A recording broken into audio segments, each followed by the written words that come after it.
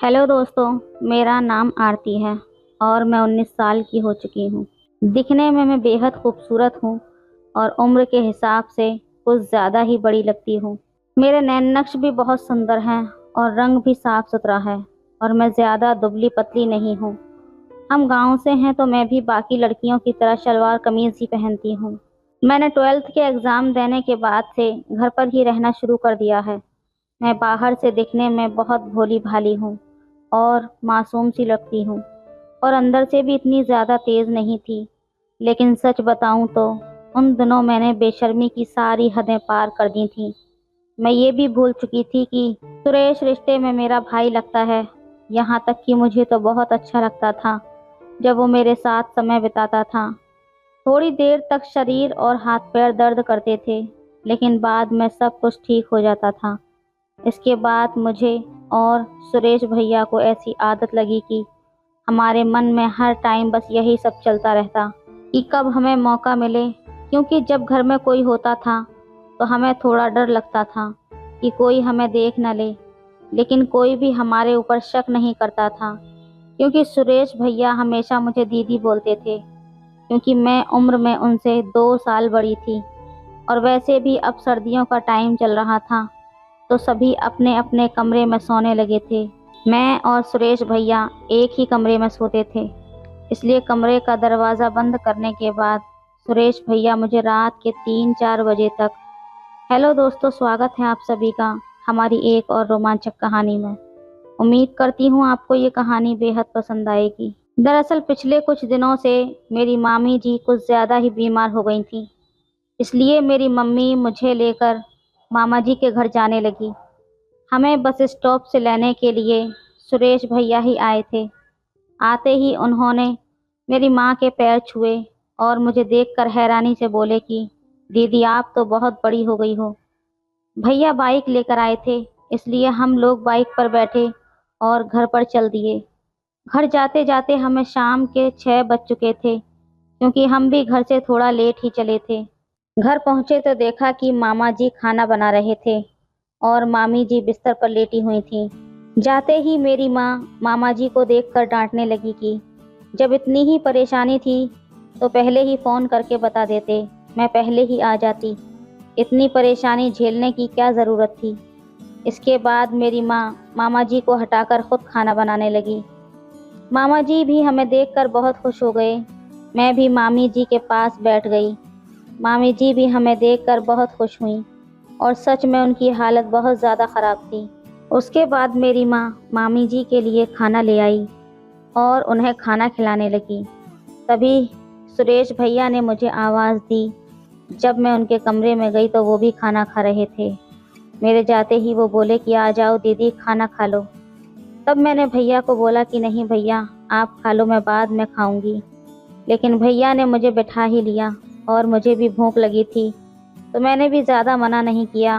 खाना खाकर हम दोनों को बहुत मज़ा आया, क्योंकि आते वक्त हम चिकन लेकर आए थे। उसके बाद मैं माँ के पास सोने जाने लगी तो सुरेश भैया बोले कि दीदी अगर आप बुरा ना मानो तो मेरे पास ही सो जाओ ना। तब मैंने कहा कि नहीं भैया, मैं माँ के पास ही सोऊंगी। तब भैया बोले कि प्लीज़ दीदी सो जाइए ना, कल तो वैसे भी आप चली जाएंगी। फिर मैंने भी ज़्यादा नखरे नहीं किए और भैया को बोला कि अच्छा ठीक है, मैं सो तो जाऊंगी, पर आप माँ को बोल दीजिए। मेरी हाँ सुनते ही भैया बहुत खुश हुए और माँ को बोल दिए कि आज दीदी मेरे पास सो रही है। जब तक भैया माँ को बोलकर आए तब तक मैंने शलवार कमीज़ बदलकर भैया का ही लोअर टी शर्ट पहन लिया, क्योंकि शलवार कमीज़ कुछ ज़्यादा ही फिटिंग के थे। और मुझे लोअर टी शर्ट में देखकर भैया हंसने लगे और बोले कि दीदी आप तो इनमें कमाल लग रही हैं। इसके बाद मैं रज़ाई ओढ़कर बेड पर बैठ गई और भैया चारपाई पर अपना बिस्तर लगाने लगे। तब मैंने भैया को बोला कि भैया आप बेड पर ही सो जाइए ना, बहुत सारी जगह पड़ी है। इसके बाद भैया भी रज़ाई में आकर बैठ गए। सुरेश भैया भी थोड़े से हंसमुख और शरारती थे, इसलिए वो मुझे बहुत हंसा रहे थे। हमें आपस में बातें करते करते रात के 12 बज गए थे और मुझे कब नींद आ गई पता ही नहीं चला। सुबह जब मैं उठी तो मैंने देखा कि भैया मेरी जुल्फ़ों के साथ खेल रहे थे। उठते ही उन्होंने मुझे गुड मॉर्निंग बोला और कहा, दीदी नींद कैसी आई आपको? तब मैंने बोला कि बहुत अच्छी आई भैया। इसके बाद हम रज़ाई में ही बैठे थे कि माँ हमारे लिए चाय लेकर आ गई। सुबह सुबह ठंड थोड़ी ज़्यादा ही थी तो हम रज़ाई में बैठकर ही चाय पीने लगे। सुरेश भैया ने भी 12वीं क्लास पास कर ली थी, इसलिए वो भी अब घर पर ही रहते थे। मैं चाय पी रही थी, तब सुरेश भैया मेरी तरफ ही देख रहे थे। जब मैंने उनसे पूछा कि ऐसा क्या देख रहे हो, तब वो बोले कि दीदी आपकी आंखें बहुत ही बड़ी हैं, सच कहूँ तो बहुत बहुत सुंदर लगती हैं। फिर मैंने मजाक में उनसे पूछा कि सुबह में उठी तो तुम क्या कर रहे थे? तब भैया ने बहाना बना लिया कि कुछ नहीं दीदी, वो बस आपके बालों को सुलझा रहा था। सुरेश भैया भी दिखने में बेहद खूबसूरत थे और उनके अभी दाढ़ी मूछें भी ठीक से नहीं आई थीं। उनका चेहरा बिल्कुल साफ था और हाइट मेरे से थोड़ी सी कम थी। इसी कारण जब भैया ऐसी हरकतें करते तो मुझे थोड़ा सा शक होता कि कहीं उनके दिमाग में कुछ उल्टा सीधा ना चलता हो। इसके बाद मैं माँ को काम में हाथ बटाने लगी और मामा जी काम पर जाने के लिए तैयार होने लगे। इसके बाद माँ ने मामा जी को खाना पैक करके दिया और मामा जी काम पर चले गए। मेरी सुबह सुबह नहाने की आदत है, इसलिए मैं हमेशा की तरह नहाने जा रही थी। लेकिन मुझे क्या पता था सुरेश भैया भी सुबह सुबह नहाते हैं। बाथरूम का दरवाज़ा खोलते ही मैं तो शर्म से लाल हो गई और जल्दी से रूम में भाग कर आ गई। सुरेश भैया के मुंह पर साबुन लगी थी और वो नहाने में इतने व्यस्त थे, इसलिए वो मुझे नहीं देख पाए। लेकिन मेरे मन में बार बार वही दृश्य आ रहा था और मैं रूम में बैठी अकेली ही हंस रही थी। तब भैया भी नहाकर वहां आ गए और मुझे अकेले हंसता देखकर बोले कि क्या हुआ दीदी, आज तो बहुत खुश लग रही हो। भैया को देखकर मैं थोड़ी चुप हो गई और बोली कि कुछ नहीं भैया, वो आपके बारे में ही सोच रही थी। तब भैया फ़ोन चलाते चलाते वहीं पर बैठ गए और बोले कि ऐसा क्या सोच रही हो मेरे बारे में जो इतनी हंसी आ रही है? तब मैं बोली कि नहीं भैया, रहने दीजिए, कोई ख़ास बात नहीं है। लेकिन भैया ने फ़ोन रखा और ज़िद ही पकड़ ली कि नहीं दीदी बताओ, आप मेरे बारे में क्या सोच रही थीं, वरना मैं कुछ उल्टा सीधा समझ लूँगा। तभी मैं बोली कि प्लीज़ भैया समझने की कोशिश कीजिए, मैं आपको नहीं बता सकती। इसके बाद मैं जल्दी से उठी और नहाने के लिए चली गई। नहाने के बाद मैं नीचे हाफ पैंट और ऊपर शॉर्ट टॉप पहन लिया था। जब तक मैं नहाकर वापस आई तब तक भैया वहीं पर बैठे रहे। नहाने के साथ साथ मैंने बाल भी धोए थे, इसलिए मैं उन्हें सुखा रही थी। मैं जानबूझकर पानी के छींटे भैया पर फेंक रही थी। तब भैया एकदम से खड़े हुए और मेरे बालों को पकड़कर मुझे बेड पर बैठा दिया। तब भैया की ऐसी हरकत पर मुझे बहुत गुस्सा आ गया और मैंने उन्हें ज़ोर से थप्पड़ मार दिया। उसके बाद सुरेश भैया मुझे बिना कुछ कहे वहाँ से चले गए। इसके बाद मुझे भी अपने किए पर बहुत पछतावा हो रहा था कि शायद मुझे ऐसा नहीं करना चाहिए था। लेकिन मैं भी जानती थी कि सुरेश भैया क्या करने वाले थे। फिर मैंने सोचा कोई बात नहीं, भैया को तो मैं बाद में भी मना लूँगी। मैंने जल्दी से अपने बाल बनाए और अपनी माँ के पास चली गई। मेरी माँ को तो बस मामी जी की ही फिक्र रहती थी। उन्होंने उन्हें दवाइयाँ देकर नहला दिया था और खाना भी तैयार कर दिया था। तब माँ बोली कि जल्दी से सुरेश को भी बुला लो, वो भी गर्मा गर्म खाना खा लेगा, वरना बाद में ठंडा हो जाएगा। मुझे भी पता था कि सुरेश भैया मुझसे नाराज़ हो गए हैं। जब मैं उन्हें बुलाने गई तो वो छत पर बैठे थे और अपना फ़ोन चला रहे थे। तब मैंने पीछे से उन्हें आवाज़ दी कि भैया खाना खा लो, नीचे माँ बुला रही है। लेकिन वो कुछ नहीं बोले। फिर मैं उनके पास चली गई। तब उनसे माफ़ी मांगने लगी कि सॉरी भैया, वो मुझसे गुस्से में हो गया था, प्लीज़ मुझे माफ़ कर दो ना। लेकिन भैया फिर भी कुछ नहीं बोले और मुझे नज़रअंदाज करते रहे। फिर मैं उनके पास ही जाकर बैठ गई और उनका हाथ पकड़कर बोली कि भैया, गलती तो आपकी भी है, आपने मेरे बाल बहुत ज़ोर से खींचे तो मुझे गुस्सा आ गया था। अब इसमें इतना भी क्या नाराज़ होना, प्लीज़ मान जाइए ना। तब भैया ने गुस्से से अपना हाथ हटाया और वहाँ से खड़े हो गए। तब मेरी आंखों में थोड़े आंसू आ गए और मैंने रोने जैसी आवाज़ में कहा कि भैया प्लीज़ अब बस भी करो ना, मान जाओ ना। अगर थप्पड़ की ही बात है तो एक की जगह मुझे 2 मार लीजिए, पर ऐसे चुप मत रहो। मेरी आंखों में आंसू देखकर भैया बोले कि अच्छा चल ठीक है, अब रो तो मत, बिल्कुल भी अच्छी नहीं लगती तुम रोते हुए, लेकिन आपको हाथ नहीं उठाना चाहिए था। चलो अब खाना खा लेते हैं। तब मैंने दोबारा भैया को सिसकते हुए कहा कि पहले आप बोलिए कि आपने मुझे माफ़ कर दिया।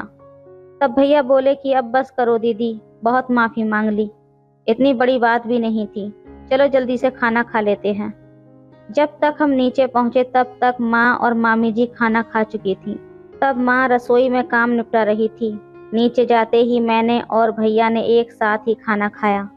खाना खाकर मैं थोड़ी देर मामी जी के पास बैठकर बातें करने लगी और उनकी तबीयत के बारे में पूछने लगी। तब तक माँ काम समेट कर आ चुकी थी और आते ही वो बोली कि मैं और तुम्हारी मामी पड़ोस वाली आंटी के पास मिलकर आते हैं, साथ में थोड़ी घुमाई फिराई भी हो जाएगी, तब तक तुम घर पर ही रहना। और मैंने सुरेश को बोल दिया है कि वो कहीं बाहर ना जाए, हम थोड़ी देर में ही वापस आ जाएंगे। इसके बाद माँ मामी को घुमाने के लिए बाहर ले गई। मैं मामी जी का कमरा साफ करने लगी। तब सुरेश भैया भी वहाँ पर आ गए और मेरे साथ मस्ती करने लगे। तब मैंने सुरेश भैया को बोला कि भैया प्लीज़ एक चीज़ तो ला दो। तो सुरेश भैया बोले कि बताओ तो सही दीदी, आपको क्या चाहिए। तब मैंने उनको चॉकलेट लाने के लिए बोल दिया, क्योंकि चॉकलेट खाना मुझे बहुत पसंद है। तब भैया बोले कि बस सिर्फ चॉकलेट, आप कमरा साफ करो, तब तक मैं लेकर आता हूँ। तब मैंने भैया को आवाज़ देकर जल्दी से कहा, भैया गोलगप्पे भी लाना। तब भैया ने जवाब दिया, वो तो तुम्हारे पास भी हैं। उनकी बात सुनकर मैं तो शर्म से लाल हो गई और भैया मुस्कुराते हुए बाजार चले गए। मैं दोबारा से साफ सफाई में लग गई। जब मैंने अलमारी खोली तो उसमें मामी जी के मेकअप का सामान पड़ा हुआ था और मुझे भी सजने संवरने का बहुत शौक था, तो मैंने टाइम पास करने के लिए तैयार होने लगी। मैंने थोड़ा थोड़ा मेकअप किया और मामी जी के झुमके और ज्वेलरी पहन ली। इसके बाद सामने ही ऊपर की तरफ मामी जी की साड़ी टंगी हुई थी। तब मैंने उनमें से एक ब्लैक कलर की साड़ी निकाली और उसे पहन ली। तब तक सुरेश भैया मेरे लिए गोलगप्पे और चॉकलेट लेकर आ चुके थे। तब तक मैं भी साड़ी पहनकर और श्रृंगार करके एकदम नई नवेली दुल्हन की तरह तैयार हो गई थी।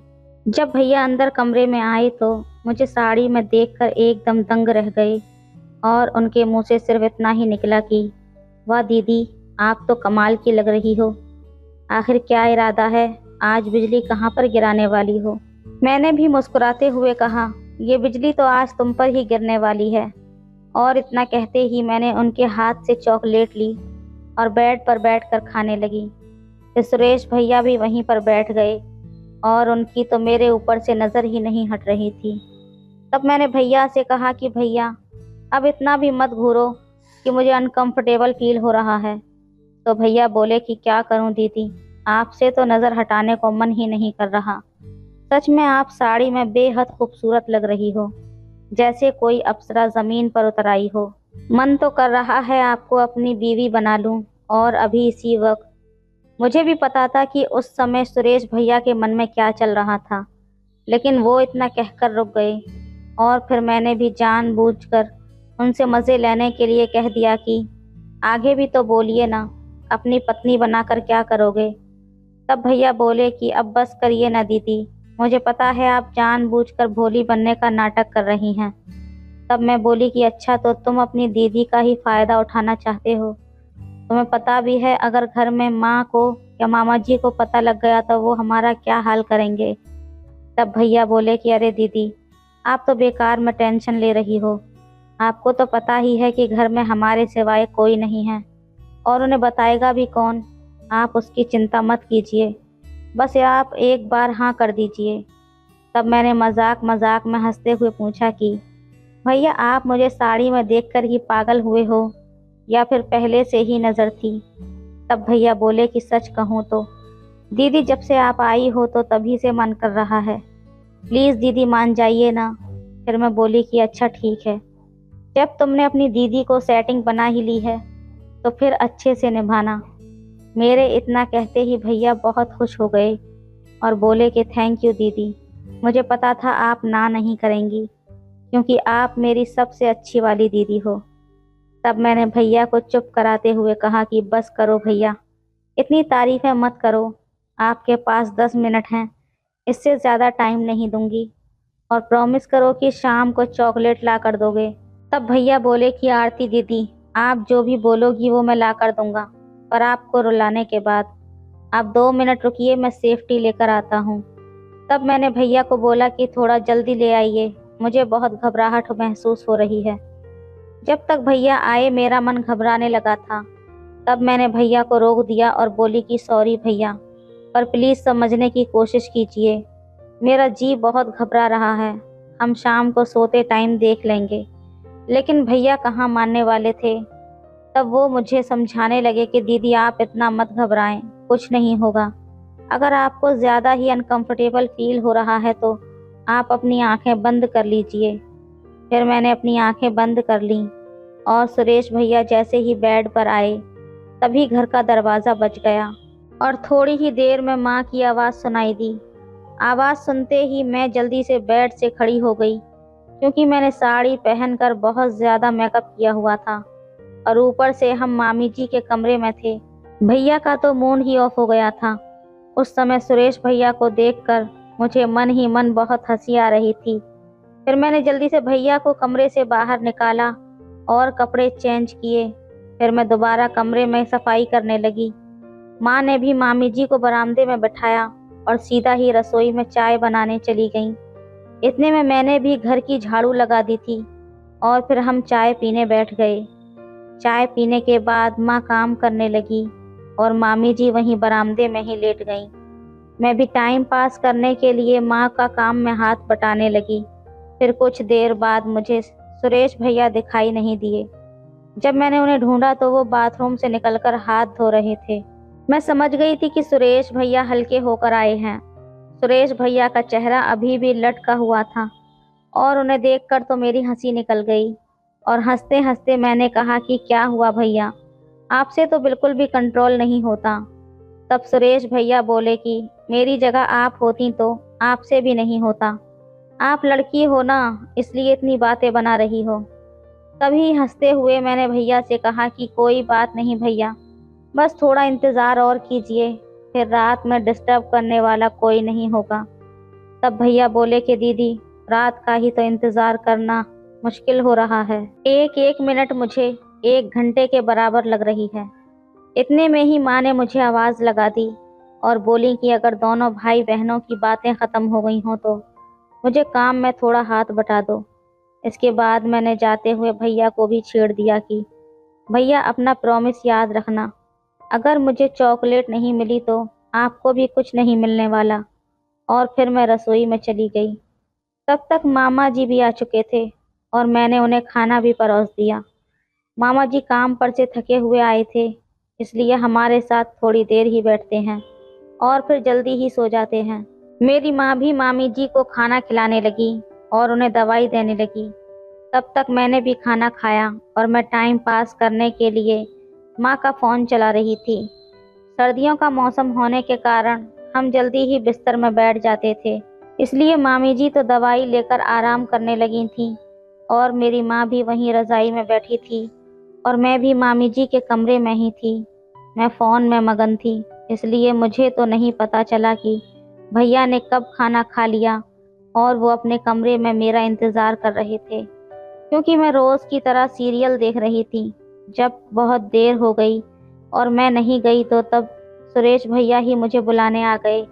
कमरे में आते ही भैया ने कहा कि दीदी आ जाओ, मैं कब से आपका वेट कर रहा हूँ।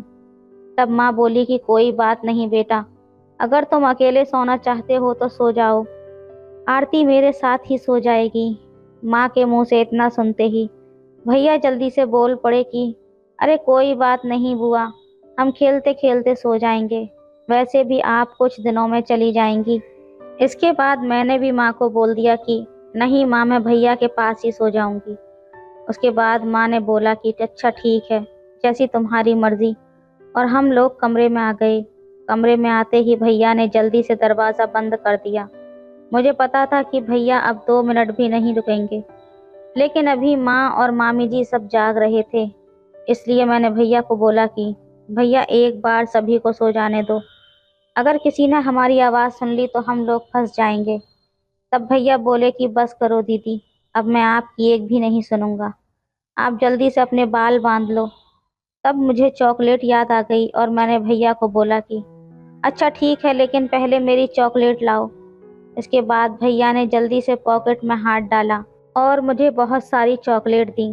चॉकलेट लेते ही मैं तो उन्हें खाने बैठ गई और भैया अपने ऊपर परफ्यूम छिड़कने लगे। शुरुआत में मैं भैया को बहुत ज़्यादा सताने लगी और नखरे दिखाने लगी, जिससे हमारी झूठ मूठ की लड़ाई हो गई। लेकिन इतने में ही माँ ने आवाज़ लगा दी कि आरती, अब बहुत खेल लिए, सो जाओ, क्योंकि बेड की आवाज़ उनके कमरे तक जा रही थी। इसलिए भैया ने बिस्तर नीचे फर्श पर ही लगा दिया। उसके बाद भैया ने सुबह के 5 बजे तक सोने नहीं दिया। सुबह हमारी आंख बहुत लेट खुली थी और माँ दरवाज़ा खटखटा रही थी। हम अभी भी नीचे ही सोए हुए थे, इसलिए सबसे पहले भैया उठे और उन्होंने रज़ाई बेड पर पटकी और मुझे भी बेड पर बिठा दिया और फिर दरवाज़ा खोलने गए।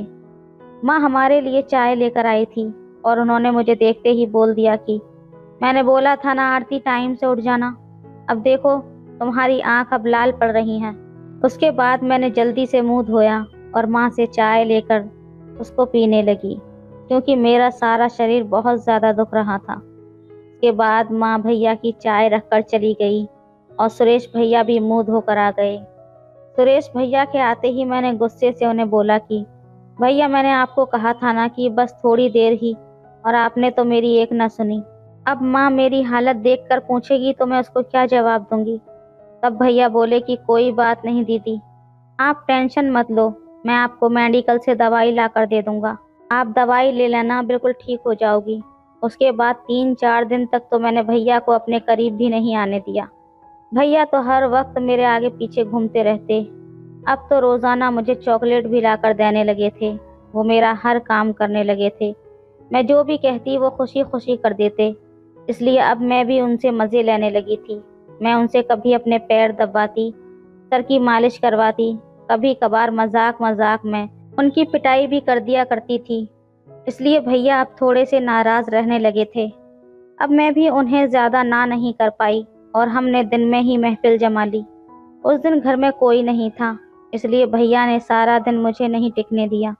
इसके बाद से मैं और भैया काफ़ी नॉर्मल हो गए थे। जब भी भैया का मन करता वो मुझे कमरे में ले जाते और अब तो मुझे भी अच्छा लगने लगा था।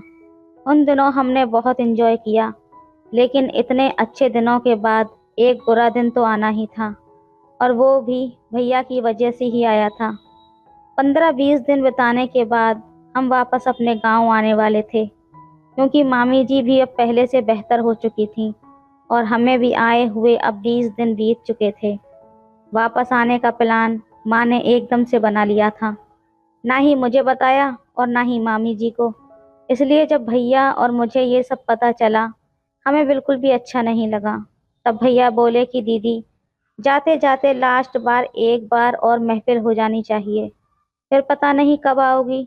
मेरा भी मन था, पर घर में सब थे और आज तो मामा जी भी थे, क्योंकि वो ही हमें बस स्टैंड पर छोड़ने आने वाले थे। मैंने भैया को बहुत समझाया कि प्लीज़ भैया, समझने की कोशिश कीजिए, सभी लोग घर पर हैं और मुझे तो जाने के लिए तैयार भी होना है। लेकिन भैया पे तो पागलपन का भूत सवार था। घर में सभी लोग थे, इसलिए हमारा कमरा तो बिल्कुल भी सेफ नहीं था। इसलिए भैया मुझे बाथरूम में ले गए। हमें आए हुए अभी 2 मिनट ही गुजरे थे कि इतने में ही बाथरूम का दरवाज़ा ज़ोर से खुला और सामने मामा जी थे। मामा जी को देखकर तो मैं एकदम से कांपने लगी और जल्दी से वहां से भागकर अपने कमरे में आ गई। लेकिन मामा जी ने सुरेश भैया को बहुत पीटा। शायद जल्दबाजी में हम दरवाज़ा बंद करना भूल गए थे। उसके बाद माँ ने जाकर सुरेश भैया को छुड़ाया, वरना मामा जी तो उन्हें पीट पीट कर ही मार डालते। मेरे तो मामा जी को देखते ही आंसू निकल रहे थे, लेकिन मामा जी ने मुझे कुछ नहीं कहा और माँ को भी हमारे बारे में कुछ नहीं बताया। उसके बाद हम एक दिन और रुके, क्योंकि माँ सुरेश भैया की ऐसी हालत देखकर नहीं जा सकती थी और मैं तो डर के मारे उनके पास भी नहीं गई। फिर अगले ही दिन हम अपने गांव वापस आ गए और उसके बाद मैं आज तक मामा जी के पास नहीं गई। कभी कभार मैं अपनी माँ के फ़ोन से ही सुरेश भैया को कॉल कर लेती हूँ और सुरेश भैया को भी अपनी गलती रियलाइज़ हो गई थी। अब हम दोनों ही अपने किए पर बहुत शर्मिंदा थे और हमने इन बातों को भुलाने की पूरी कोशिश की। लेकिन सच बताऊं तो हम ये सब आज तक नहीं भूल पाए। और मैं तो आपसे भी यही कहूँगी कि ऐसी गलतियाँ आप लोग भूल कर भी ना करना, क्योंकि इससे हमारे सारे रिश्ते टूट जाते हैं। अगर मामा जी ने हमारी ये गलती छुपाई नहीं होती तो हमारा पूरा परिवार टूट जाता। तो दोस्तों, ये थी आज की कहानी। आपकी क्या राय है इस कहानी पर, हमें कमेंट में ज़रूर बताएं। वीडियो अच्छी लगे तो लाइक करें, शेयर करें, सब्सक्राइब करें। धन्यवाद। हेलो दोस्तों, आज की कहानी बेहद रोमांटिक है, इसलिए प्लीज़ पूरी सुनें। मेरा नाम पंकज है और मैं 30 साल का हूँ। मैं उत्तर प्रदेश का रहने वाला हूँ और ये कहानी मेरी और मेरी सासू माँ की है, जो कि सच्ची घटना पर आधारित है। ये बात 2020 की है। एक दिन मैं और मेरी पत्नी सविता घर में अकेले थे। हम दोनों अपने रोमांस में बिल्कुल मगन थे। तब मैंने देखा कि कमरे के दरवाजे पर मेरी सास खड़ी थी। मैंने बाहर का मेन डोर लॉक किया था, इसलिए बेडरूम का दरवाज़ा खुला ही था। लेकिन सासू माँ के पास हमारे फ्लैट की एक चाबी थी। शायद उसी से वो अंदर आ गई थीं। मैं सासू माँ को देखकर एकदम से रुक गया, पर वो मुझे कैरी ऑन का इशारा करके चली गईं। उन्होंने बाहर जाकर फिर से डोर बेल बजाई, तो मैं जल्दी से बाहर का दरवाज़ा खोलने आया।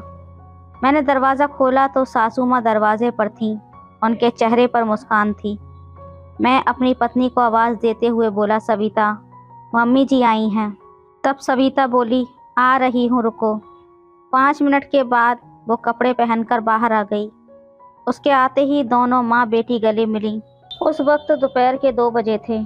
सविता बोली, मम्मी जी, चाय बना दूँ? सासू माँ ने हामी भर दी, ठीक है बेटा। वो किचन में गई तो देखा वहाँ दूध नहीं था। मैं बाहर दूध लेने चला गया। तब सविता बोली, मैं खुद जा रही हूँ, मुझे बाहर दुकान वाली आंटी से कुछ पुराना हिसाब किताब पूरा करना है।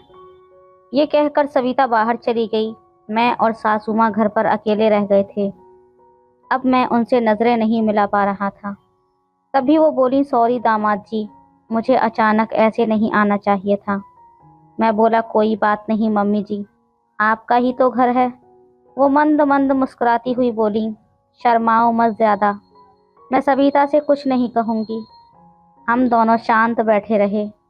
तब सविता आ गई और चाय बनाकर ले आई।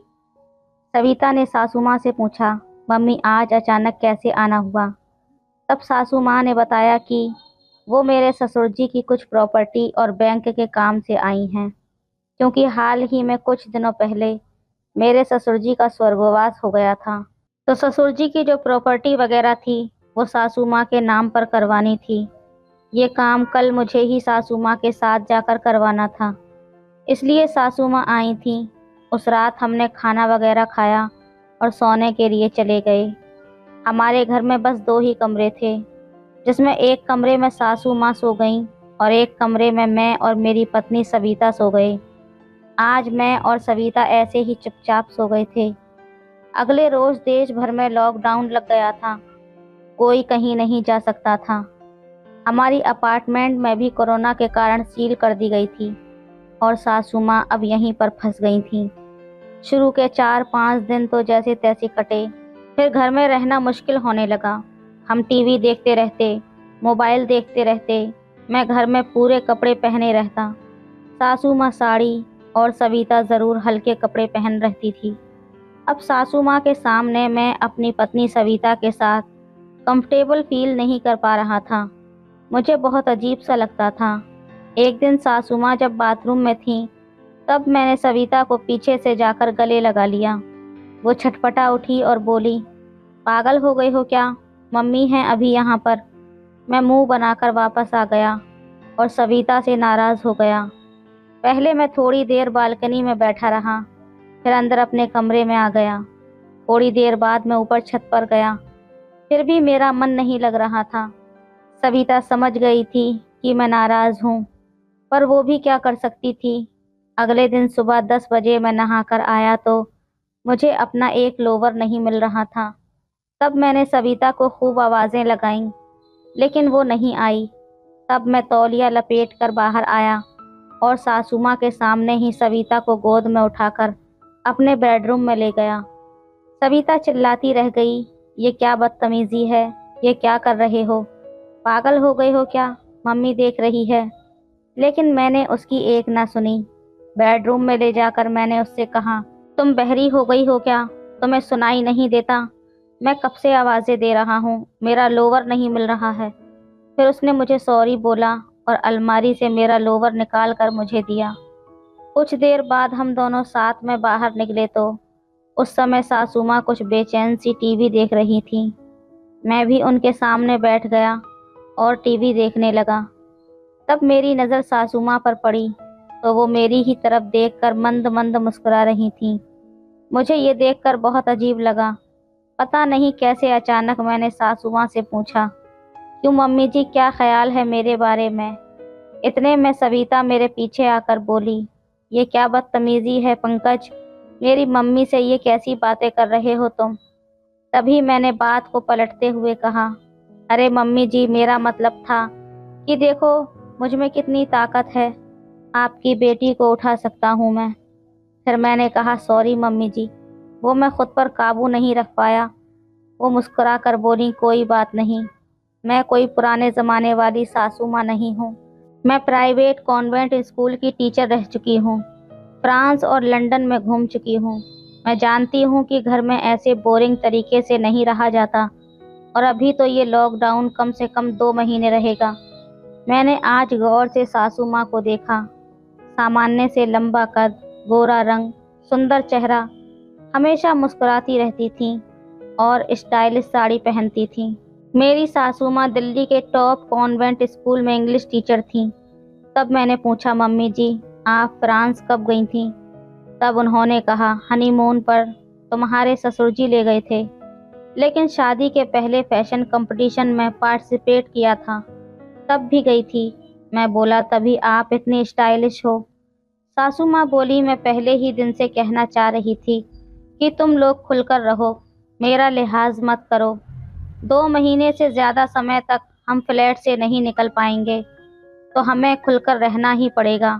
एक पल रुककर उन्होंने मुझे देखा और कहा, मनोरंजन के नाम पर टीवी, मोबाइल, लूडो और करने के नाम पर खाना पीना ही तो बचा है। अगर तुम दोनों की इजाज़त हो तो मैं भी साड़ी पहनना छोड़कर कुछ और पहन लूँ क्या। मैं घर पर कभी साड़ी नहीं पहनती, सविता को तो पता ही है। सविता बोली, हाँ मम्मी, क्यों नहीं। मैं भी बोला, हाँ, मुझे क्या दिक्कत हो सकती है। वो अंदर गईं, फिर जब थोड़ी देर बाद वापस बाहर आईं तो मेरी तो आंखें फटी की फटी रह गईं, क्योंकि सासू माँ एक मिनी स्कर्ट पहनकर आई थीं, जो कि सिर्फ घुटनों तक ही था। ये देखकर मैं तो गहरी सोच में पड़ गया कि सासू माँ इस उम्र में भी ये सब पहनती हैं। मेरे अचानक से गले में कुछ फंस गया था, मैं कुछ बोल नहीं पा रहा था। वे आकर हम दोनों के सामने खड़ी हुई और बोली, अब रिलैक्स लग रहा है। मैं साड़ी पहने पहने परेशान थी। तभी सविता बोली, मम्मी घर पर इसी ड्रेस में रहती हैं, किसी के आने पर कभी कभी साड़ी पहन लेती हैं। बस सासू माँ मुस्कुराई हुई बोली, क्या हुआ, शॉक्ड हो गए दामाद जी। मैं कुछ नहीं बोला। अब हमारी ज़िंदगी में हर रोज़ ऐसे ही चल रहा था। तब अचानक एक दिन हमारे घर पर कोरोना टीम आई। पूरी सोसाइटी में केस बढ़ रहे थे, इसलिए हमारी चेकिंग हुई और सविता को कोरोना पॉजिटिव बता दिया गया।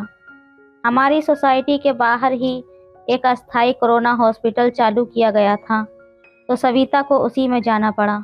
अब घर पर केवल मैं और सासू माँ थे। दोपहर में सविता को वहाँ लेकर गए, इसलिए शाम को मैं परेशान बैठा था। सासू माँ मेरे लिए कॉफ़ी लेकर आईं और बोली, परेशान मत हो दामाद जी, डॉक्टर ने बोला है हल्के लक्षण हैं, बस 14 दिन रखेंगे फिर घर भेज देंगे। वो अभी साड़ी में ही थी। हम लोगों ने रात के 8 बजे डिनर किया और फिर मैं टीवी देखने लगा। तब सासू माँ नाइटी पहनकर हॉल में आकर बैठ गईं। उन्होंने मुझसे रिमोट लिया, एक मूवी लगाई। 10 मिनट बाद ही उस फिल्म के अंदर रोमांटिक सीन आने लगे, जिसे देखने के बाद मैं तो चुपचाप उठकर अपने कमरे में चला गया, क्योंकि सविता की वजह से मेरा मूड खराब था। मुझे पता ही नहीं मैं कब सो गया। जब सुबह मैंने आंखें खोली तो देखा कि सासू माँ मेरे बेड पर सो रही थी। ये देखकर मैं हैरान रह गया और सोचने लगा कि आखिर सासू माँ यहाँ कब आकर सोईं और क्यों। इतने में सासू माँ ने भी अपनी आंखें खोल दी और बोली, उठ गए दामाद जी। मैंने कहा, मम्मी जी आप यहाँ पर क्या कर रही हो, और वो भी मेरे बेड पर। तब वो बोली, बेटा जी यहाँ सोना मेरी मजबूरी थी, क्योंकि आप सारी रात नींद में करहा रहे थे और सविता सविता चिल्ला रहे थे, जिसकी वजह से मेरे कमरे तक आवाज़ें आ रही थीं। इसलिए मजबूरन मुझे यहाँ आकर सोना पड़ा। आखिर आप मेरी बेटी के पति हो, आप उसका इतना ख्याल रखते हो, उसकी आंख में कभी आंसू तक नहीं आने देते, तब मैं आपके लिए इतना तो कर ही सकती हूँ। जब वो यहाँ नहीं है तो आपका ख्याल रखना मेरा फ़र्ज़ बनता है। मैं आपको ऐसी हालत में नहीं देख सकती, इसलिए अपनी बेटी के खातिर मुझे ये करना पड़ा। उनके चेहरे पर अपनापन का भाव साफ झलक रहा था और वो बहुत ही खुश लग रही थीं। कुछ देर बाद हम लोग उठे और नहा धोकर मेरी पत्नी सविता से मिलने चले गए। उससे मिलकर आने के बाद हम एक साथ खाना खाया और पूरा दिन खूब एंजॉय मस्ती की। रात के खाने के बाद सासू माँ आज फिर मेरे साथ ही सो गई थीं। जब तक मेरी पत्नी घर वापस नहीं आई, तब तक सासू माँ हर रोज़ मेरे कमरे में ही सोती थीं और मेरा बहुत ख्याल रखती थीं।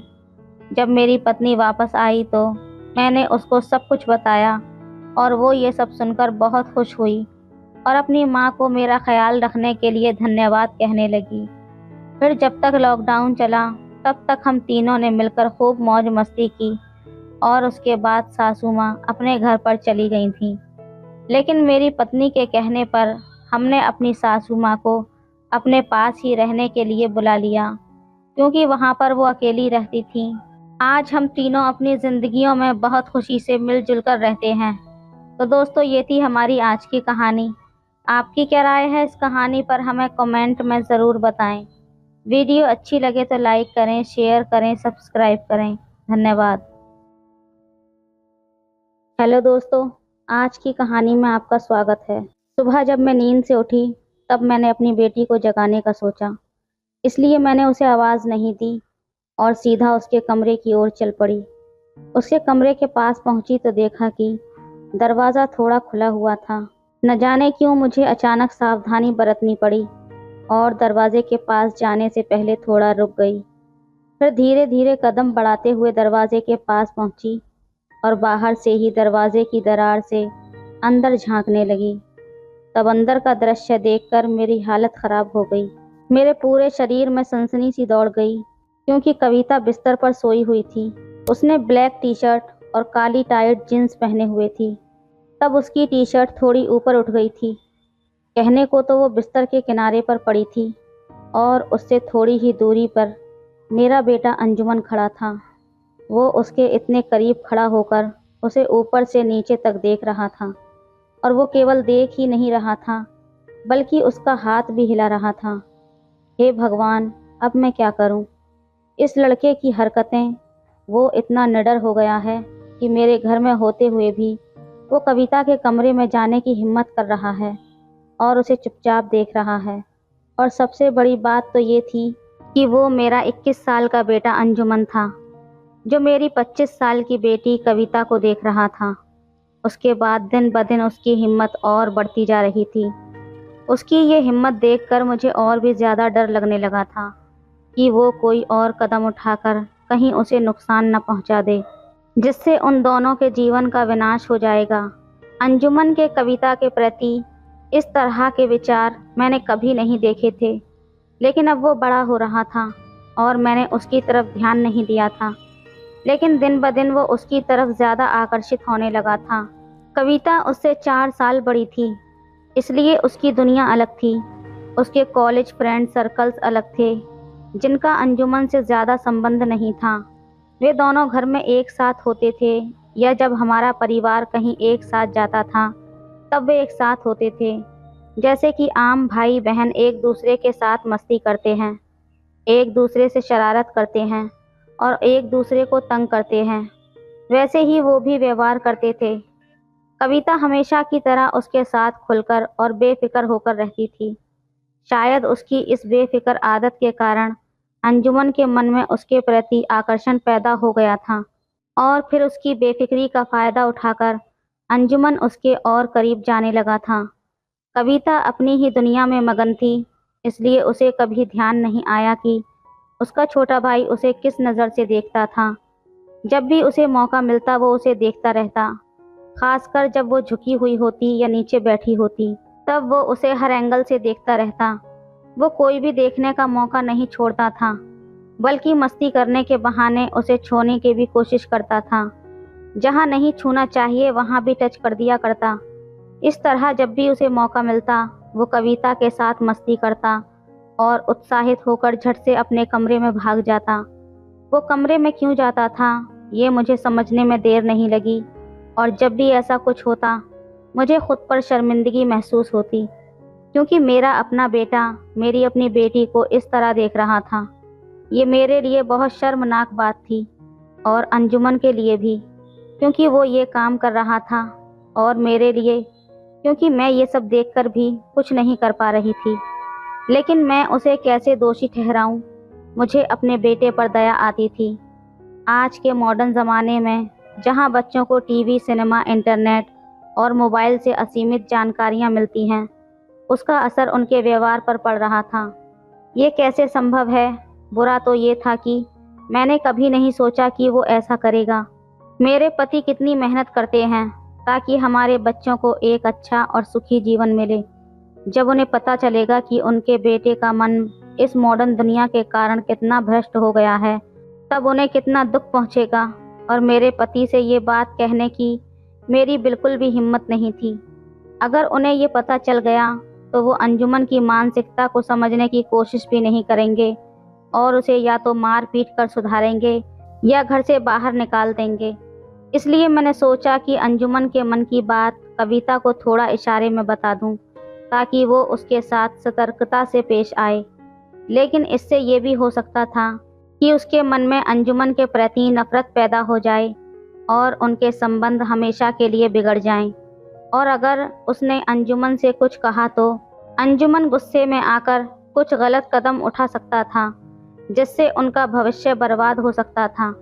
मुझे उन भाई बहन के पवित्र रिश्ते को ख़त्म नहीं करना था, और ना ही उनके असली संबंधों को नुकसान पहुंचाना था। इसलिए मैं कविता को कुछ नहीं बता पाई और अंजुमन पर नज़र रखती रही। सही समय पर उसे समझाने का सोचने लगी। अब जब भी अंजुमन कविता को गुपचुप देखता तो मैं उसे किसी न किसी बहाने वहाँ से हटने पर मजबूर कर देती, जिससे अंजुमन का उतावलापन रुक जाता। लेकिन आज अंजुमन की हिम्मत देखकर मुझे समझ आया कि अब ठोस कदम उठाने का समय आ गया है। अगर मैंने अंजुमन को समय पर नहीं रोका तो वो कविता की ज़िंदगी बर्बाद कर देगा। मुझे अब कुछ करना था, लेकिन मुझे समझ नहीं आ रहा था कि अंजुमन की इस हरकत पर क्या कदम उठाऊं। मुझे यकीन था कि अगर मैं उसे सही तरीके से संभालूं तो वो सामान्य हो जाएगा। फिर उस समय मुझे जो सही लगा मैंने वो करने का फैसला किया। अगर मैं अचानक अंजुमन को बिना बताए अंदर जाती तो वो घबरा जाता, और अगर कविता उसे उस हालत में देख लेती तो उसे भी बहुत बुरा लगता। इसलिए मैंने सोचा कि थोड़ा शोर मचा दूं ताकि अंजुमन को पता चल जाए कि मैं अब जाग चुकी हूँ। इस तरह वो सावधान हो जाएगा और कविता के कमरे से निकल जाएगा। तब मैंने रसोई में जाकर एक प्लेट गिरा दी, जिससे बड़ा शोर हुआ। मेरी उम्मीद के मुताबिक कुछ ही समय बाद मैंने देखा कि अंजुमन की परछाई पास के रास्ते से गुजर रही थी। उसके जाते ही मुझे राहत महसूस हुई। फिर मैंने कविता को आवाज़ दी और उसे उठाने के लिए उसके कमरे की तरफ गई। तब मैंने अंदर झांक कर देखा, तब कविता अभी भी सो रही थी। इतनी आवाज़ें देने के बाद भी कविता नहीं उठी थी। ये देखकर मुझे बड़ा आश्चर्य हुआ। अगर वो इतनी गहरी नींद में सोएगी तो अंजुमन उसे आसानी से देख सकेगा और कोई भी गलत हरकत करेगा। आखिरकार मैंने उसके पास जाकर उसे जगाया। तब उसने देर होने के लिए मुझ पर गुस्सा किया और दौड़कर बाथरूम में चली गई। फिर मैं अपने काम में लग गई। कुछ ही मिनटों बाद मैंने देखा कि अंजुमन कविता के कमरे की तरफ जा रहा था। तब कविता तैयार हो रही थी। ये सोचकर मैंने अंजुमन को रोकने की कोशिश की। मैंने फिर से थोड़ा शोर किया, जिससे अंजुमन को पता चल गया कि मैं आ रही हूँ। तब अंजुमन ने मुझे देखा और शर्म से उसकी नज़रें झुक गईं। फिर वो जल्दी से अपने रूम में चला गया। मैं कविता के बाहर जाने का इंतज़ार करने लगी। वो तैयार होकर बाहर आई और मुझे बाय करके चली गई। तब मैंने अंजुमन को हॉल में बुलाया, लेकिन उसने कोई जवाब नहीं दिया। तब मैं उसके रूम की तरफ गई और देखा कि वो वहाँ नहीं था। फिर मैंने देखा कि वो बाथरूम में था। तब मैंने दरवाजे के पास जाकर अंदर की आवाज़ सुनी। फिर मैं वापस हॉल में आकर बैठ गई। कुछ देर बाद अंजुमन बाहर आया और मुझसे पूछने लगा, मम्मी आपने मुझे बुलाया था क्या? मैंने कहा हाँ, इधर बैठो, मुझे तुमसे कुछ बात करनी है। मेरे आवाज़ के टोन से उसने समझ लिया कि मैं किस बारे में बात करने वाली हूँ। तब वो बेचैन हो गया और थोड़ा घबराकर वो मेरे दबे पाँव मेरे पास आकर बैठ गया और तब मैंने उसे डांटना शुरू किया। पहले वो कविता के कमरे में उसे देख रहा था, जिसका मैंने जिक्र नहीं किया, लेकिन बाद में मैंने देखा कि वो उसे बार बार देख रहा है और पहले भी कई बार मैंने उसे ऐसा करते हुए नोटिस किया था। मैंने उसे इस बारे में खूब डांटा। अब अंजुमन को समझ में आया कि उसकी चोरी पकड़ी गई है और मुझे सब पहले से ही पता है। तब वो डर गया। फिर मैंने उसे धमकी दी कि मैं उसके पापा को बताऊंगी। ये सुनकर वो रोने लगा और बोला, मम्मी प्लीज़ मम्मी ऐसा मत करो। ये कहते हुए वो मुझसे माफ़ी मांगने लगा। उसने कहा कि वो ऐसा अब दोबारा कभी नहीं करेगा और मुझसे एक मौका मांगने लगा। अब वो मेरे पैर पकड़कर माफ़ी मांग रहा था।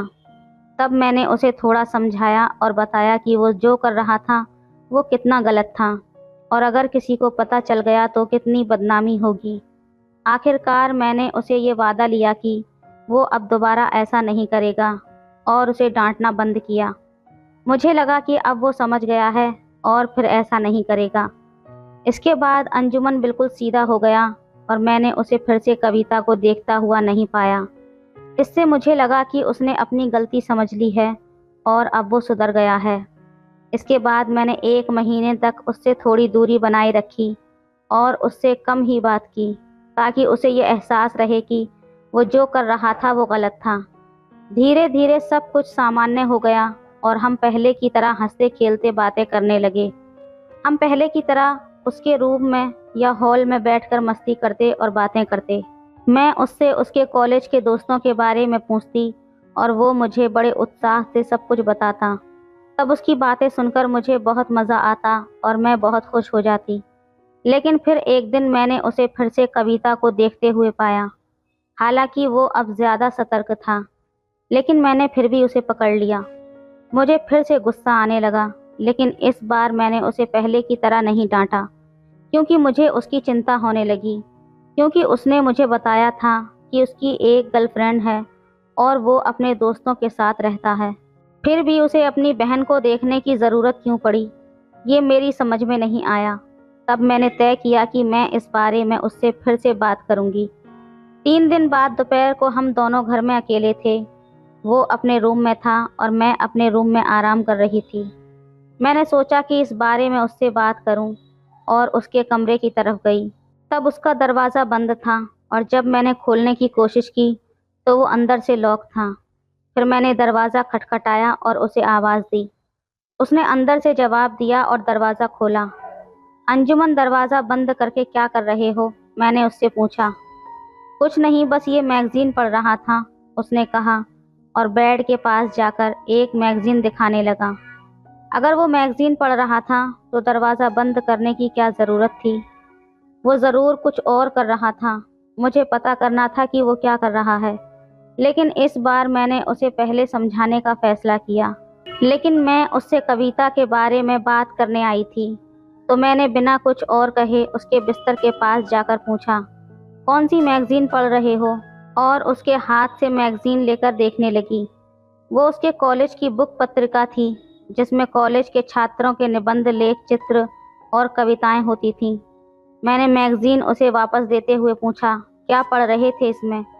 उसने मैगज़ीन खोलकर एक लेख दिखाया और कहा, मैं ये पढ़ रहा था। मैंने कहा बता तो सही क्या है इसमें, और उसके पास बिस्तर पर लेट गई। अंजुमन बिस्तर पर पीठ के बल लेटा था तो मैं उसके पास थोड़ी सी जगह में लेट गई। फिर हम दोनों ने मिलकर वो लेख पढ़ा। अंजुमन ने कहा इसमें और कुछ भी इंटरेस्टिंग नहीं है, तुम क्या पढ़ना चाहती हो? फिर उसने वो मैगजीन मुझे दे दिया। तब मैं बिस्तर के किनारे पर लेटते हुए फिसल गई। तभी अंजुमन ने झट से मुझे पकड़ने के लिए अपना हाथ बढ़ाया, लेकिन गलती से उसका हाथ गलत जगह टच हो गया।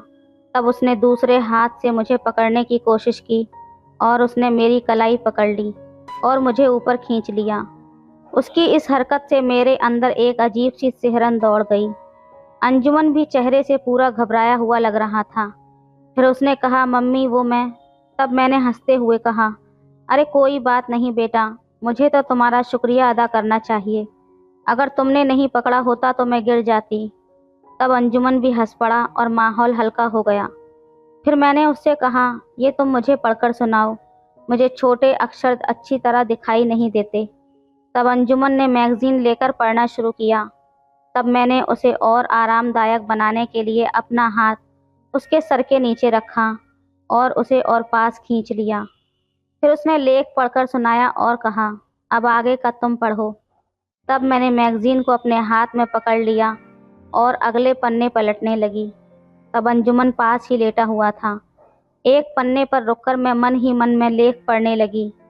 कुछ क्षण के बाद मैंने हलचल महसूस की। तब अंजुमन ने अपना एक पैर मेरे पैर पर रखा था और उसका शरीर थोड़ा हिल रहा था। पहले तो मुझे समझ में नहीं आया, लेकिन जब मैंने ध्यान दिया तो समझा कि ये सब क्या है। मैंने सोचा वो तो मैगजीन पढ़ रहा था, फिर ऐसा क्यों हुआ? मैंने नीचे देखा और पाया कि अंजुमन का हाथ मेरी कमर के पास था। तब मुझे समझ में आया कि जब मुझे गिरते वक्त उसने मुझे पकड़ा था, तब उसका हाथ गलत जगह टच हो गया था। मुझे ये सोचकर थोड़ी अजीब सी फीलिंग हुई। तब मैंने धीरे से अंजुमन के चेहरे की तरफ देखा। वो शांत था। मैंने सोचा वो क्या सोच रहा होगा। मैंने खुद को शांत किया और मैगजीन फिर से पढ़ने लगी। मैं मन ही मन प्रार्थना करने लगी कि अंजुमन को ये सब ना समझ में आए। अब मुझे समझ नहीं आ रहा था कि मैं क्या करूं। पहले सोचा कि तुरंत उसे दूर कर दूं, लेकिन पता नहीं क्यों मुझे लगा कि मैं उसे दूर करने के लिए पर्याप्त ताकत नहीं जुटा पा रही हूं। ऐसा लग रहा था कि कोई अनदेखी शक्ति मुझे वहीं रोक रही है। तब मैं चुपचाप वैसे ही पड़ी रही और जो हो रहा था उसे महसूस करने लगी। मैं बाहर से मैगजीन पढ़ने का नाटक कर रही थी। तब समय जैसे थम सा गया था। कुछ मिनट ही बीते होंगे, लेकिन ऐसा लग रहा था जैसे कई घंटे गुजर गए हों। तब मुझे उठकर अंजुमन से दूर होना चाहिए था। अंजुमन तो वहीं अपने प्रभाव में पड़ा रहा, लेकिन मुझे ही कुछ करना था ताकि ये अजीब स्थिति बदल सके। आखिरकार मैंने भारी मन से निर्णय लिया और कहा अंजुमन, मुझे ऐसा लग रहा है जैसे मेरा हाथ जाम हो गया है। तब मैं पीछे हटते हुए उसका हाथ अपने पेट से हटाई और अंजुमन को थोड़ा दूर धकेल दिया। फिर मैंने तकिया सरकाया और उठकर बैठ गई। अंजुमन भी न चाहते हुए उठकर बैठ गया। तब मैंने उसकी तरफ एक नज़र डाली और देखा कि वो थोड़ा असहज हो रहा था। तब उससे बात करने के लिए मैंने कहा, अंजुमन मेरा गला सूख गया है, क्या तुम मुझे एक गिलास पानी ला सकते हो? अंजुमन बिस्तर से उठा और पानी लेने चला गया। जैसे ही वो बाहर गया मुझे थोड़ी राहत मिली और उसे भी अपनी भावनाओं को संभालने का समय मिला। जब वो पानी लेकर लौटा तो मैंने एक नज़र उस पर डाली और देखा कि वो अब सामान्य था। तब मैंने उससे पानी का गिलास लिया और जल्दी से पी लिया। इससे मुझे थोड़ी राहत मिली। फिर अंजुमन ने गिलास लिया और उसे किनारे पर रख दिया। फिर वो वापस बिस्तर पर आकर मेरे पास बैठ गया। फिर हमने कुछ हल्की फुल्की बातें की। फिर मैंने कविता के विषय में उससे बात की और पूछा कि उसने फिर से क्यों उसे देखना शुरू किया है। अंजुमन ने पहले तो मना किया, लेकिन मैंने उसे उदाहरण देकर समझाया कि मैंने कैसे देखा कि वो उसे देख रहा था। आखिरकार अंजुमन ने मान लिया कि मेरे मन में गलतफहमी हुई थी, लेकिन उसने कुछ भी गलत नहीं किया था। तब मैंने हंसते हुए उसे हल्की चेतावनी दी कि वो फिर से ऐसा ना करे। उसने हंसते हुए वादा किया और फिर हम दूसरे टॉपिक पर बात करने लगे। थोड़ी देर बाद मैंने कहा कि अब मुझे जाना चाहिए। और मैं उसके रूम से निकलकर अपने रूम में आ गई। अपने रूम में आकर मैं बिस्तर पर बैठ गई और उस पूरी घटना के बारे में सोचने लगी। तब मुझे कुछ समझ में नहीं आ रहा था, इसलिए मैंने खुद को आईने में देखने लगी। फिर सोचा, क्या मेरे स्पर्श से अंजुमन का कुछ संबंध था? जवाब मिला, हाँ, इसका अंजुमन से संबंध था। इसका मतलब था कि अंजुमन को मेरे ओर आकर्षण हो गया था। सोचते सोचते मुझे ये समझ में आ गया कि मुझे अंजुमन का ध्यान कविता से हटाना होगा। मुझे पता था कि कैसे उसे कविता से दूर करना है। उस विचार ने मेरे अंदर फिर से एक नई सिहरन भर दी थी। अब मुझे पता था कि वो अनचाहा विचार क्या था। फिर उस घटना के बारे में सोचते हुए मैं खुद में खो गई। मुझे फिर से पसीना आने लगा और मैं काफ़ी रिलैक्स महसूस करने लगी। इसी दौरान कब मेरी आंख लग गई मुझे पता ही नहीं चला। अगले दिन से मैं एक नए उत्साह के साथ काम में लग गई। मैंने खुद पर ध्यान देना शुरू किया, अपने रूप, सुंदरता और स्वास्थ्य पर। सबसे पहले मैंने सख्त डाइटिंग शुरू की, जिससे मैंने तले भुने और तेल मसाले वाले खाने को कम कर दिया। फिर मैंने घर पर ही एक्सरसाइज और योगा करना शुरू किया ताकि मेरी अनचाही चर्बी कम हो सके। करीब 2 महीने बाद मेरी मेहनत का असर दिखने लगा और मैं थोड़ी पतली हो गई। अब मैं स्लिम दिखने लगी थी। अब जब भी घर में कोई नहीं होता मैं एक्सरसाइज करती, इसलिए किसी को मेरी इस मेहनत का पता नहीं चला। फिर मैंने ढीले ढाले कपड़े पहनना बंद कर दिए और फिटिंग वाले कपड़े पहनना शुरू कर दिए। पहले जब मैं मोटी हो गई थी तब मैंने अपनी पसंदीदा साड़ियाँ पहनना बंद कर दिया था, लेकिन अब मैंने फिर से बनारसी साड़ियाँ पहनना शुरू कर दिया। इससे मुझे बहुत खुशी मिली। 2 बच्चों के बाद काम काज में उलझकर मैंने खुद पर ध्यान देना ही छोड़ दिया था, लेकिन अब मैंने फिर से खुद पर ध्यान देना शुरू किया। मैंने हल्का मेकअप और लिपस्टिक भी लगाना शुरू कर दिया। हमारे बंगले के पास ही एक पार्लर था जिसकी मालकिन मेरी दोस्त थी। वो मुझे हमेशा सर्विस लेने के लिए बुलाती थी, लेकिन मैं हमेशा उसे टालती रहती थी। अब मैं उसके पार्लर में जाकर फेशियल और ब्लीचिंग करवाने लगी। फिर मैंने अपने बाल छोटे कटवाकर रंगवा लिए और एक अच्छी हेयर स्टाइल बनवाई, जिससे मेरा चेहरा और भी आकर्षक लगने लगा। 1 महीने में ही मेरा पूरा रूप रेखा बदल गया था और मैं पहले से बिल्कुल अलग दिखने लगी थी। तब सभी ने मेरे इस बदलाव को नोटिस किया और मुझे बताया कि मैं कितनी सुंदर और मॉडर्न लगने लगी हूँ। मेरे इस बदलाव ने ख़ास तौर पर मेरे आसपास के पुरुषों और लड़कों का ध्यान खींचना शुरू कर दिया। अब मुझे फिर से वही कमेंट्स मिलने लगे जैसे एक युवा लड़की को मिलते हैं। जब भी मैं कहीं जाती, लोग मुझे देखकर तारीफ करते और इससे मुझे बहुत खुशी मिलती थी। मार्केट में पुरुषों का ध्यान मेरी ओर होता और मैं इसे एंजॉय करती। मेरे इस बदलाव का सबसे बड़ा असर मेरे बेटे अंजुमन पर हुआ था। पहले वो मुझे बस यही कहता, मम्मी तुम अब कितनी अलग दिखती हो, लेकिन अब वो मुझे उसी नज़र से देखने लगा जैसे वो कविता को देखता था। घर में जब भी मैं होती, उसकी नज़रें मुझ पर हमेशा टिकी रहती। अब अपनी बेटी कविता को बचाने के लिए मैं अपना जलवा उसे दिखाने लगी थी। मैं उसकी हर मदद करने लगी और उसे अपनी झलक दिखाने लगी। पहले पहले मुझे थोड़ा अजीब लगा। इस समस्या का समाधान खोजते हुए मैंने सोचा, लोहा लोहे को ही काटता है, और मैंने अंजुमन के मन से कविता को हटाकर अपनी जगह बनाने की पूरी कोशिश की। मैंने अंजुमन के मन में अपने लिए प्यार बढ़ाने की कोशिश की। ये एक बड़ा रिस्क था, लेकिन मैं ज़्यादा नहीं सोच रही थी। मैंने तय कर लिया था कि जो होगा अब देखा जाएगा। फिर मैंने देखा कि अंजुमन के लिए मैंने अपने अंदर जो बदलाव किए थे, उसमें मुझे भी अच्छा महसूस होने लगा था। हर बार जब मुझे पता चलता कि अंजुमन मुझे देख रहा है, तो मुझे और भी ज़्यादा आनंद आने लगा। अब जब भी मैं कुछ करती तो कमरे का दरवाज़ा खुला छोड़ देती ताकि अंजुमन मुझे देख सके। सुबह के समय अगर वो घर पर होता तो वो दरवाजे के पास ज़रूर होता। जब मैं स्नान के बाद बाहर आती, तब मैं जानबूझकर ज़्यादा समय लेती ताकि वो मुझे अच्छी तरह देख सके। जब हम दोनों टीवी देखते या बातें करते, तो मैं उसे अपने पास बुलाती, उसके साथ मजाक करती। मैंने उससे उसके कॉलेज की लड़कियों और फिल्मों की हीरोइनों के बारे में भी बातें करना शुरू कर दी। धीरे धीरे वो मुझसे और भी ज़्यादा खुलने लगा। और मुझे उससे बातें करने में आनंद आने लगा। अंजुमन अब हमेशा मुझे देखने लगा था, जैसे कविता को देखता था। जब वो अपने कमरे में होता तो मैं दरवाजे के बाहर खड़ी होकर उसके अंदर की बातें सुनने की कोशिश करती। मैंने उसे कई बार मेरा नाम पुकारते हुए सुना। अब वो भी मेरा ध्यान खींचने के लिए कोशिश करने लगा। जब हम मस्ती करते तो वो मुझे छूने की कोशिश करता। धीरे धीरे अंजुमन का संकोच कम हो गया और वो ज़्यादा खुलने लगा। अब अगर मैं उसे इधर उधर छूते हुए देखती तो वो जल्दी नहीं हटता, बल्कि शांतिपूर्वक वहाँ से मुस्कुराते हुए निकल जाता। तब उसने मुझे दिखाना शुरू कर दिया था कि वो मेरे लिए कितना परेशान है। एक दिन दोपहर में जब मैं कहीं बाहर से आई, तब अंजुमन ने दरवाज़ा खोला।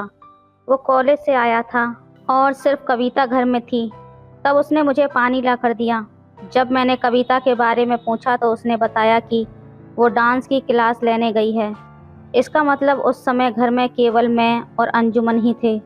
अंजुमन के पापा रोज़ रात को देर से आते थे। दिन में घर पर या तो मैं अकेली होती या मेरे साथ अंजुमन और कविता होते। तब मैंने सोचा अंजुमन घर में अकेला था तो शायद उसने कंप्यूटर पर फिल्म देखी होगी या कुछ और कर रहा होगा। मुझे यकीन था कि वो अकेले में कुछ न कुछ तो कर रहा होगा।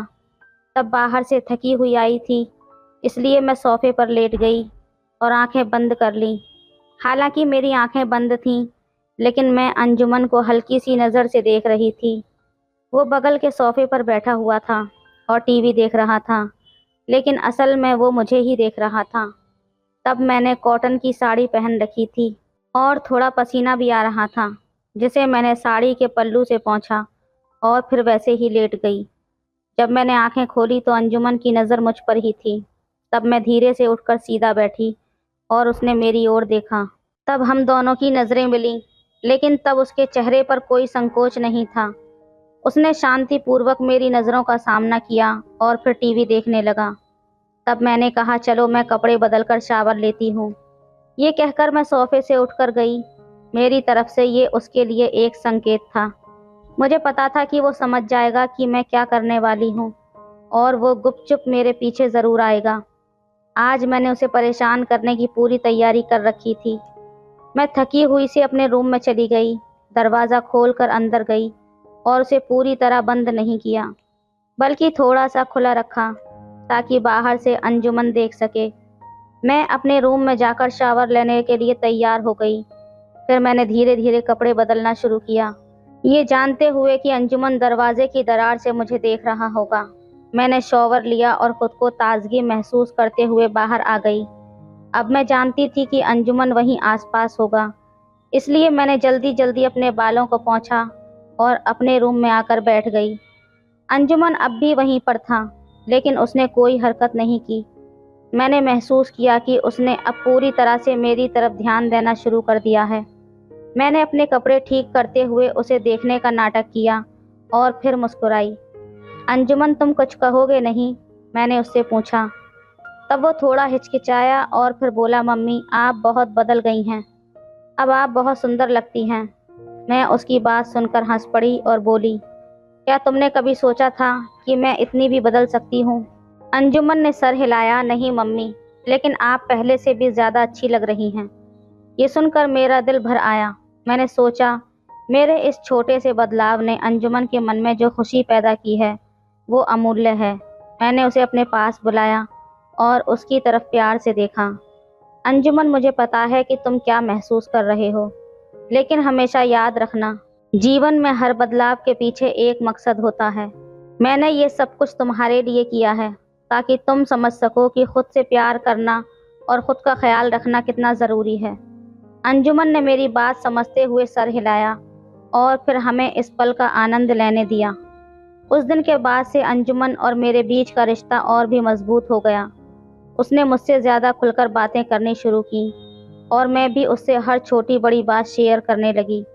हम दोनों ने एक दूसरे के साथ समय बिताने की कदर करना सीखा और ये भी समझा कि जीवन के हर मोड़ पर एक दूसरे का साथ देना कितना महत्वपूर्ण होता है।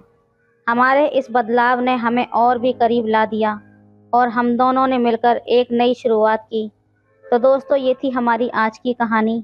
आपकी क्या राय है इस कहानी पर, हमें कमेंट ज़रूर करें। वीडियो अच्छी लगे तो लाइक करें, शेयर करें, सब्सक्राइब करें। धन्यवाद।